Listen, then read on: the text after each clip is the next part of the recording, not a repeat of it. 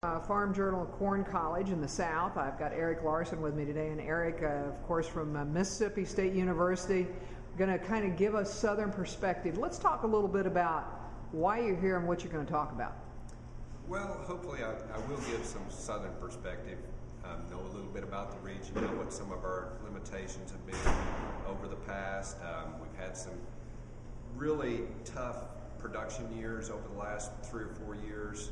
Actually, this last year, though, we had record corn yields and in very good growing conditions. So, but we're still relatively new corn farmers in the South for the most part. So we're getting some basics, but we also need to address some limitations. And I want to challenge, I guess, our growers, on what some of those limitations would be, and hopefully change their perspectives and attitudes and so forth, so that they're more willing to address some of those things that may be limiting and holding them back right now. And do you think today, when we're talking about a systems approach to corn production, that might help them just kind of get their heads straight? Absolutely. We, like I said, I've been in Mississippi for 17 or 18 years now. We've gone from really less than 300,000 acres of corn in the state to now nearly 1 million acres of corn.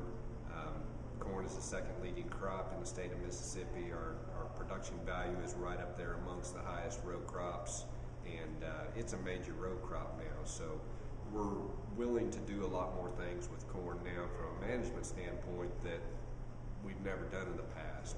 We're looking to take corn and utilize it as our major row crop, one of our major row crops, at least in the state of Mississippi and throughout the Mid-South in general. So folks are extremely serious about corn production in the South, and willing to gather whatever information they can in order to improve their profitability, their production systems.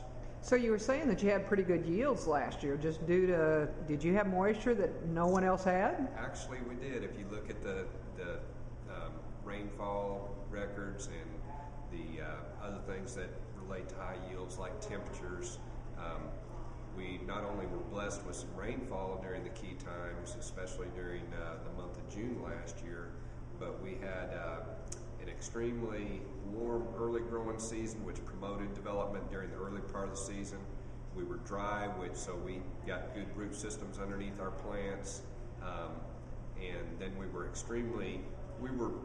cool basically during the key pollination and early grain filling stages. So we had a much better growing season than I know what a lot of the Corn Belt throughout the United States had, but even for Mississippi over the past growing season, we had a much better growing season this year.